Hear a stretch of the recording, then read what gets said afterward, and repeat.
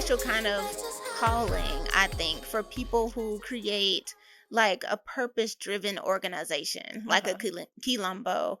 And so I think it's a lot of entrepreneurs out there that are wanting to do the same thing. So what advice, if you had a few little key things that you've learned, what advice would you give some entrepreneurs or creatives that want to create like a Right. purposeful, organization? Man, I would say faithfulness, Mm, right? Again, preparing for the good and the bad. There are going to be highs and lows. mm, You will go on emotional roller coasters. right. Right. And when it's purpose driven, if you're really truly called to it, then it's Yeah. going to manifest itself. Right. It's been amazing being on the journey that I'm on.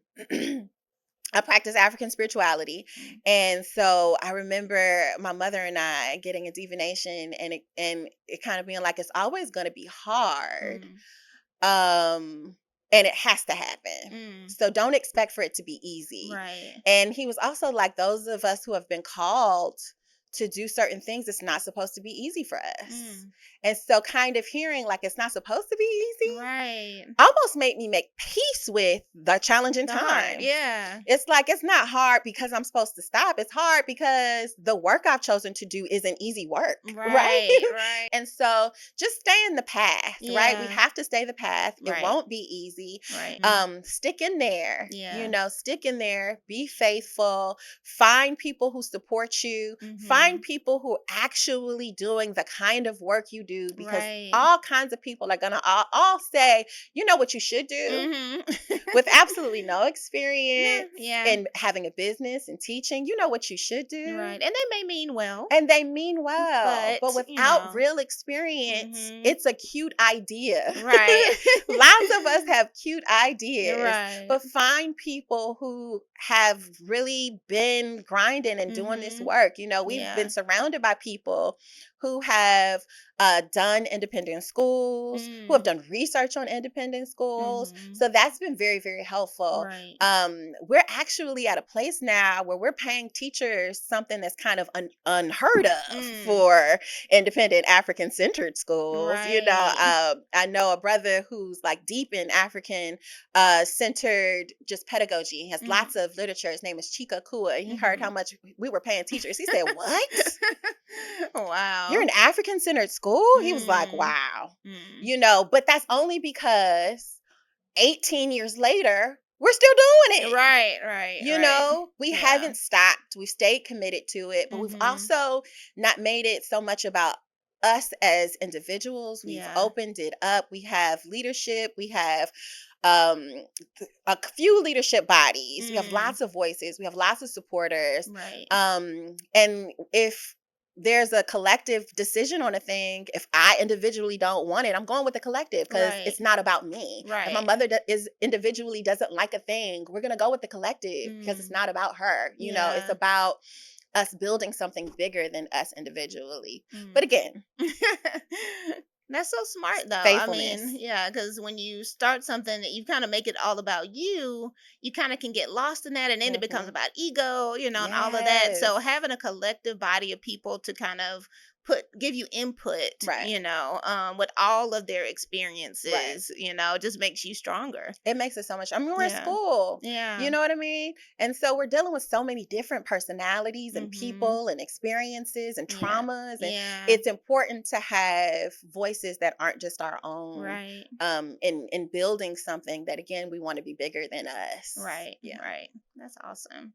So you've already accomplished so much with Kilombo. I mean, and all the stuff that you all do in the community.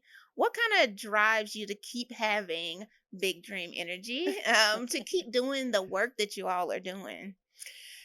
So, again, my alumni, Mm. it helps that I have so many children. Why does that? It helps that I have so many children because Right. I'm Because you like, have five, I just have so five people know. children, right? Yes. So three of them now have graduated from Kilombo. Mm. And then my youngest is going into the kindergarten. So he Mm. just got out of pre-K. And then my youngest daughter is going into the third grade. And Mm. so just really wanting them to have this kind of safe space where they can really, really develop into the people they're supposed to be. Right. Um, it's just super motivational. Mm. And it's extremely fulfilling for me as a mom, but also like keeping the institution alive Yeah. so that the young people who we have graduated can eventually come back Mm. and take it to the next level. Yeah. My dream would be, my alumni coming in and taking over and taking it to the brand new space and taking it into Mm. the future, right? Yeah.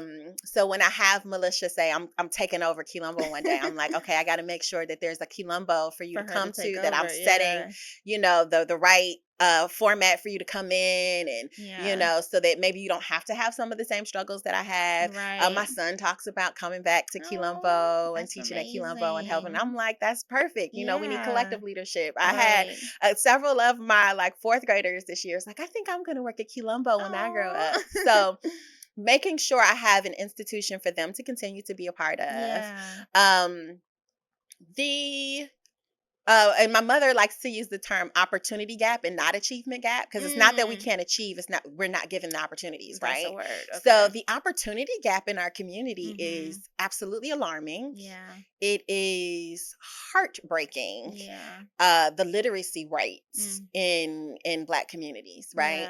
Yeah. Around the country. Mm. My mother also developed. She's such a visionary, and she doesn't She like it is. when I call her a genius, but But truth is truth. right. So she's also developed this workshop, this product called the Mm. Culturally Relevant Classroom. Mm. So we actually train teachers in other states and school systems on how to Yeah. become more culturally relevant. We worked in Mm. Los Angeles. Our biggest client is Buffalo, New York. Okay. We've worked in Iowa and Decatur. We've Mm. worked like all over the country. Yeah. And the literacy rates are really similar almost everywhere you go. Mm.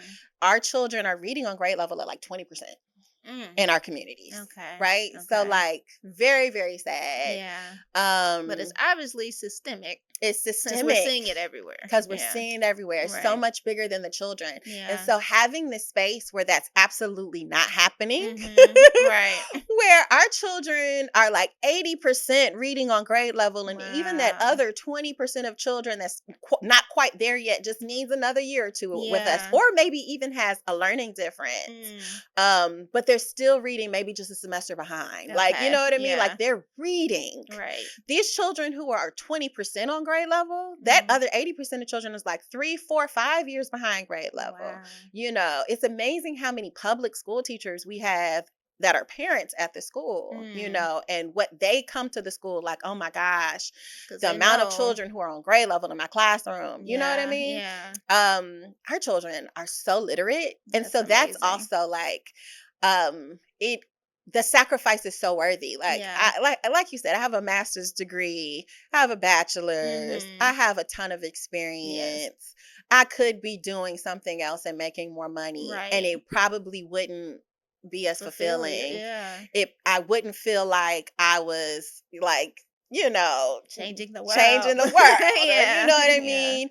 And I don't know if I would be as connected to my students and as to community. Right. We've been able to offer full scholarships to That's families who couldn't amazing. otherwise afford it, Right. to be able to really close that gap for certain children who were getting into Mhm. trouble or had some kind of medical issues so couldn't be in school, or Right. you know what I mean? And so Yeah. being able to have that space, but also, growing up in the Malcolm X grassroots movement, Mm. and especially as a scout, we Yeah. would talk about like, so what are we going to do when we give back to our community as we grow up? And so Mm. some people are like, I don't know if I'm going to do the work, but I'll give them some money. Right. You know what I mean? That And helps. so what's really cool about Kilombo is we also are able to house the Malcolm X grassroots Oh, movement, the wow. New African Scout Organization. Mm. So I not only am like doing this work as kind of like a teacher activist, right, Right. in our community, and helping our children to read, because I would say that literacy is education is the next step to movement. Like we have Right. to educate our Right. people. That is Yeah. it. That is Yeah. all, right? But Right. I'm also able to be this hub for the organizations that fed me and made me who Mm. I am. That's So even amazing. if you can't come to Kilombo, even if we are at max capacity and there was Right. no room for any extra kids in the Yeah. classroom this year. You can still come to New African Scouts on Friday, or Mm. you might live in Douglasville and you can't come to Kilombo every single day, but you can come to Right. New African Scouts on Right. Friday. And Right. the Malcolm X Grassroots movement can continue to do their work around political prisoners and police brutality. And Right. we're also creating that space. Right. And so some of our families then become part of those organizations and Movements. that movement. Yeah. Um, so all of that, it's like, again, it's so much bigger than me. Right.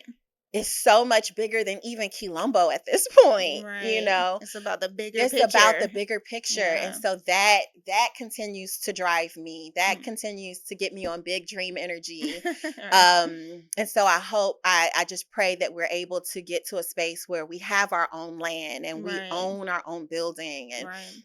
we have facilities, and we can work with elders and Mm. teach elders how to use technology, and we can have a group home for students whose home environment may not be the best, Right. so we can pull them out of those environments and we can still give them all the academic support that they need. And Right. we can have a study abroad program where we're sharing Mm. students from Africa. And I mean, Yeah. we have big dreams, Yes. and so we still have much further to go Mm. to get to the space that we really, really want to be. That's amazing. I can't wait to see it all happen. I know it will. I know, right? So, lastly, I just want to ask you, as Tashiya, what is your vision for yourself? What legacy do you want to leave? You do so many amazing things, but Yeah. how do you envision that legacy that you're leaving on the world? Right? Mm. Man, I if Kilumbo is still here for my grandchildren, Mm. then I will have done everything that I wanted to do, Wow. right? I Yeah. also really, really want to continue. And I think in this next phase of my life, I just turned 40. This is the year Ow. 40. So I'm thinking, like, so what about the next 10 years? Right. Bridging the gap Mm. between Black people in the United States and Black people on the continent. And I'm Mm. hoping that That's major. education is one of those platforms where we get to create those bridges, right? Yeah. And so I mentioned earlier working with the organization Prometra, and so the leader of that organization, Dr. Bodosu, who's a king in Benin, talks about us being a bridge. So I Mm. want to be able to be that bridge for Black people in diaspora and Black people in Africa. I would love to when I was in Benin last, all I could think about is, man, I want my alumni to come. Mm. I want my alumni to be here, Yeah. you know, to engage in the work that is bridging that gap Right. between us, Yeah.